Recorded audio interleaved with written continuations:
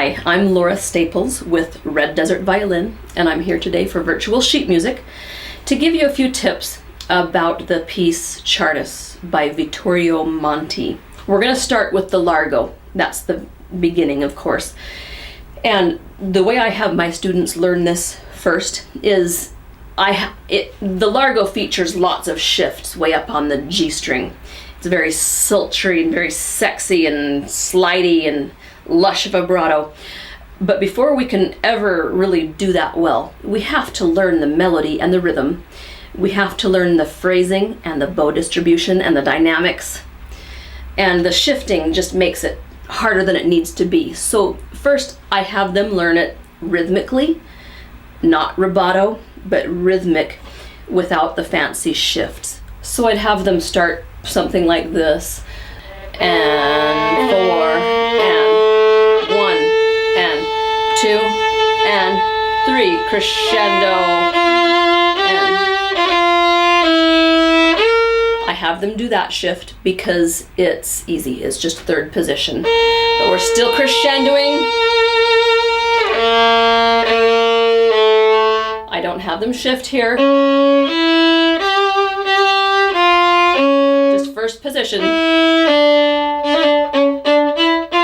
to get that difficult up bow staccato. Okay? And so on and so forth. I won't demonstrate the whole bit for you. You get the idea. Some students really have a hard time with those grace notes, and so I have them take them out, because the rule with these grace notes is they shouldn't change the big notes. The big notes stay the same. You have to fit the grace notes in without changing the main notes. So for instance, the very beginning, that fast little grace note there, students will sometimes go, they don't know to stop.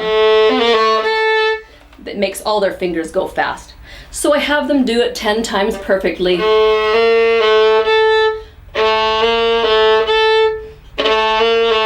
And then I have them throw in the grace note.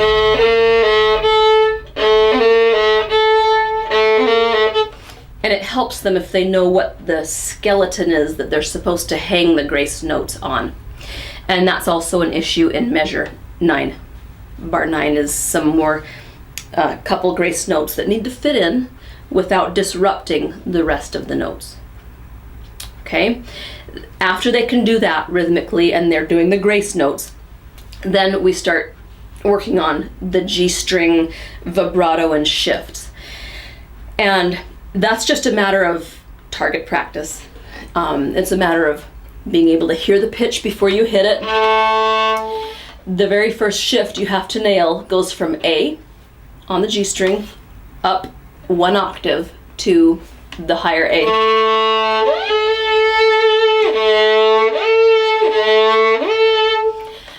Your music has a 4th finger or a 2nd finger suggested. You can do a 3rd finger there too. Whichever finger helps you nail that note the best. I'd say 2 or 3 because you can get a fatter, stronger vibrato. But just pick which finger is best for you, and then just practice some target practice. Here's a couple of hints for big shifts. Besides hearing the pitch in your ear before you do it, shift fast until you're in the area of where your note is, and then slow down. Watch. I'm gonna go fast, and then I slow down and I make an expressive slide into my target note. But I don't do the whole thing slow, because that sounds really weird. I go fast. That was a little too much.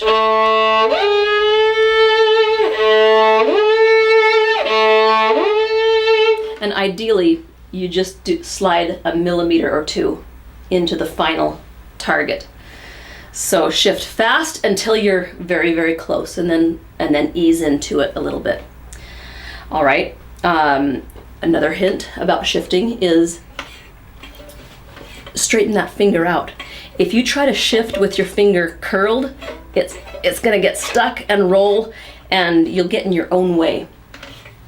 Shoot that finger up there straight, especially when you're going in 5th position and above, when you have to come around the shoulders of the violin, straighten out your finger. Okay? Final tip for a big shift is straighten up and move your head to the left a little bit. It lifts the machinery up and just helps you to hoist that note up. It worked so well, I overshifted. Just throw your head mass to the left a little bit and it'll help you, it'll pull your left arm up to that note. All right, so that's, I think, enough tips on the first 13 bars. Bar 14 starts a little bit different figure. We're still in the Largo.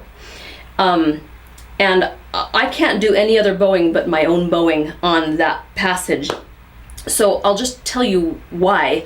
I have to change bows on that top note in measure 14.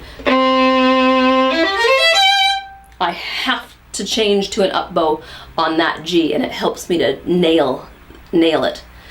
So you might want to consider that. And then my little, I like to separate all the other bows after that. And really, there's a lot of individual choice when it comes to bowings in this type of piece. So do what feels comfortable to you, okay? There's no real trick for this. It's kind of a hard passage. Doing those slurred arpeggios just takes a lot of practice and rhythmic control. Other than that,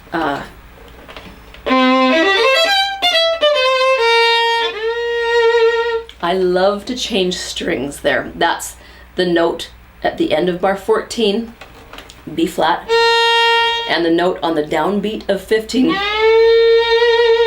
Same pitch, different strings. And let us hear that shift.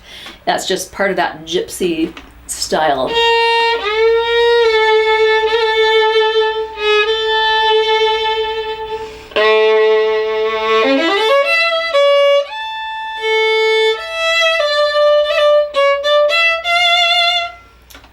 On that particular passage, I think you'd have to, on measure 17, I'd go to 2nd position, right here.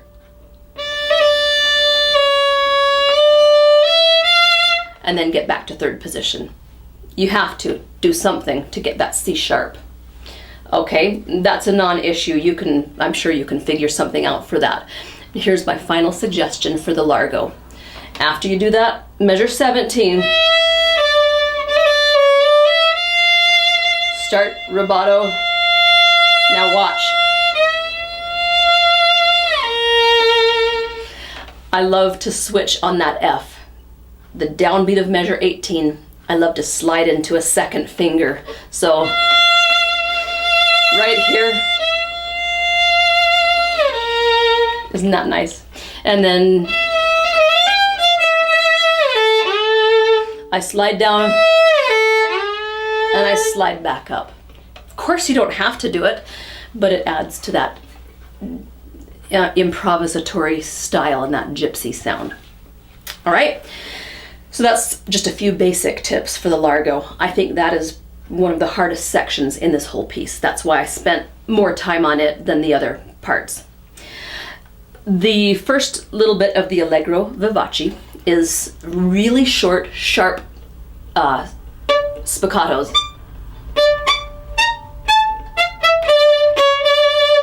So find the magic place in your bow. For me, it's right around here. And I use the same 1 inch of bow until there. So don't travel, don't go, because it doesn't work as well that way. Stay in the same inch. And then you have this delightful little spiccato section. And it's a repeating pattern 3 times. And then the 4th time is different. So that really takes a lot of drilling on your part to be able to change on that 4th pattern. Practice it slowly with a metronome and gradually move it faster and faster. Now here's a trick that works for a lot of fast, separate spiccato-y sections. If you're struggling with those, play it in slurs.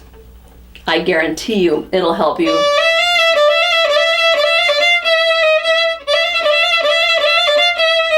Learn to control that really fast. I'm looking at measure 27. Okay, and then same here.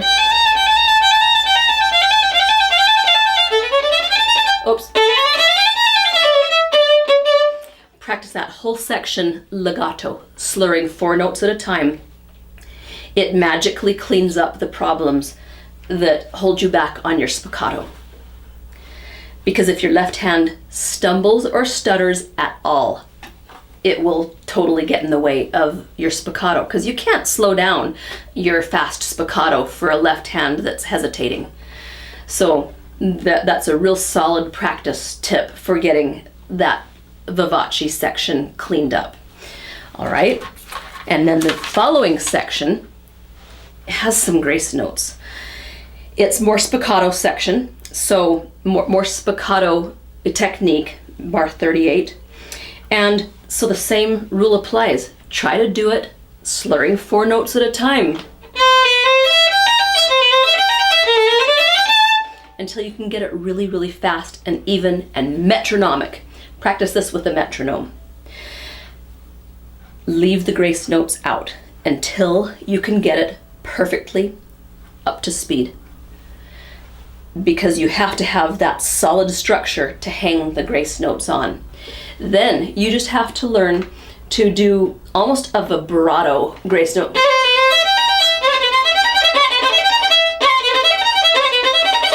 And it takes a split second longer, but you can learn to squeeze that time in if you've learned it solid first without the grace notes.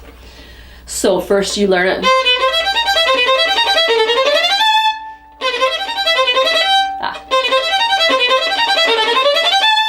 Etc. Okay, then you try squeezing in the grace notes. And then faster.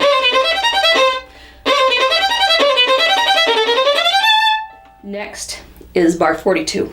It's the same section, same practice techniques apply, but this passage is the hardest passage in the whole piece. It's a finger twister, and I cannot find a magic fingering for it. Your music is suggesting third position, and I think that's the best fingering that I can find. It's just a finger twister.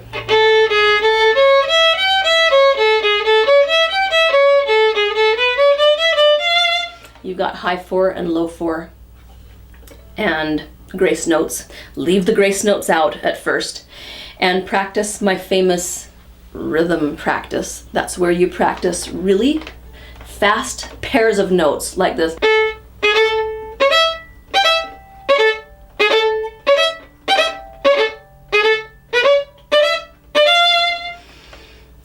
You have to use tiny bows, otherwise you get trapped out at the tip. So just do short, short, short, short, short, short, short.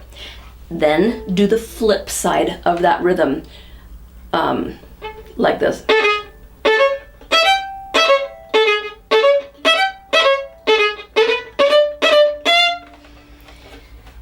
And those two rhythms combined fool your brain and fool your hand into thinking that you've played that passage, the whole thing fast, because you've played every pair of notes really fast.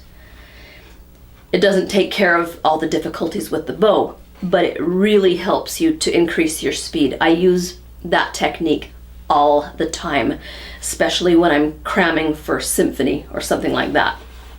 All right, so leave out the grace notes, practice slurring 4s, use your metronome, and especially in measure 42 for that whole line, use practicing in rhythms.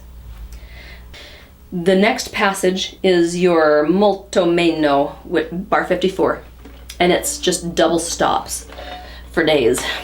The trick with double stops is don't press harder with your bow because it's more strings. That'll backfire and give you a really bad sound.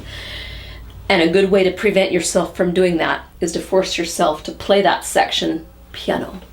It's hard to do.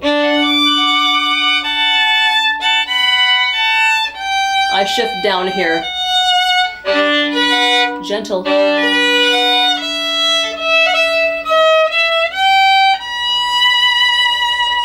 Then shift down nice and slurpy in bar 54, 58 on the A string, and stay on the A string.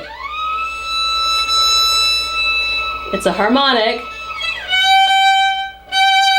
and I do a double up bow there in measure 59. Okay, so that high E harmonic is on your A string. Then go to first position.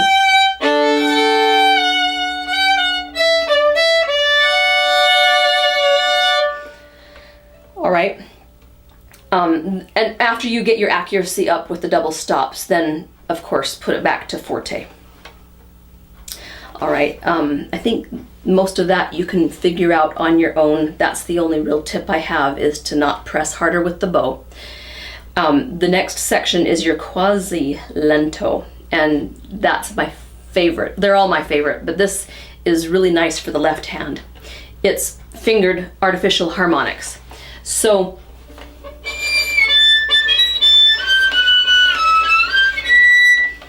whistle tones. And the best way to work on these is to just play the bottom note with either a first finger or an open string. Pretend like you don't have these 3 fingers right now. So you learn the melody like this.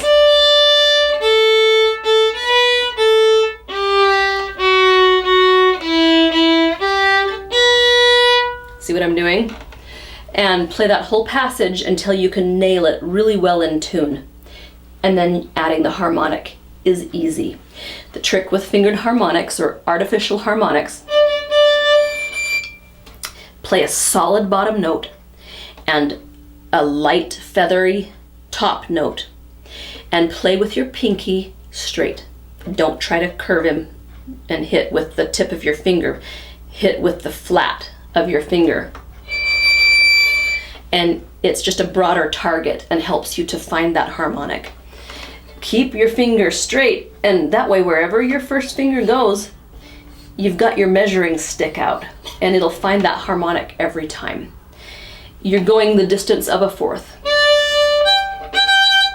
That's where your artificial harmonic is. There are others that we use, but that's the most common one that you'll ever run into. One final trick on these harmonics is with the bow, and that is to play pretty hard with the bow. Just because sounds delicate and whistly, don't be a wimp with your bow. Move closer to the bridge and use lots of bow weight, and you'll get an amazingly piercing harmonic sound.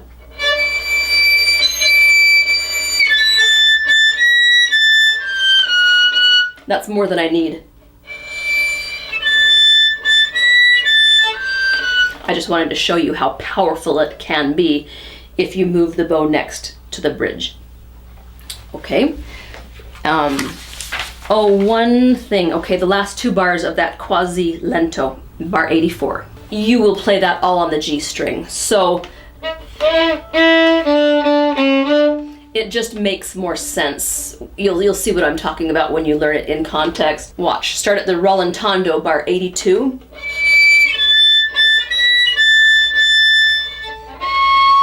I have to do that C sharp on the G string. Now, do I really want to go? No. It's easier to go and then up to 5th position.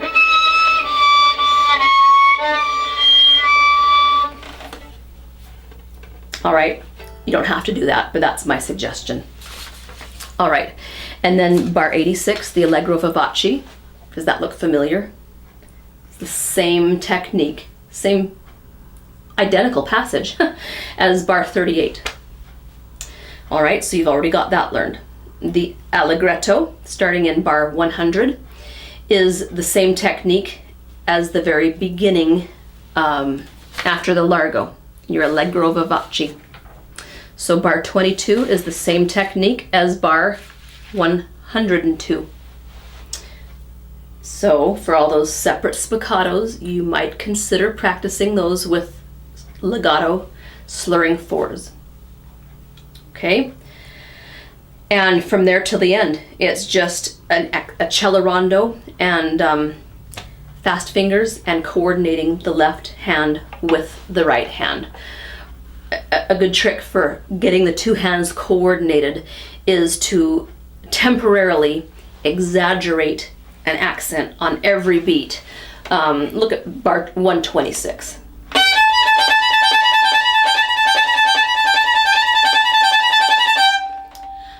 I'm not thinking of all those notes. I'm only thinking of one note, and it's my second finger. The rest is automatic, and I'm making sure that the second finger is right on time with my down bow. And I'm keeping him glued down. Now, when you get this fast enough, and when everything's working right and the two hands are coordinated and you're in the right spot of the bow, something's gonna happen. Something magical, and that is sautiller. Which is that kind of bounced bow stroke, but not quite spiccato, but not détaché either.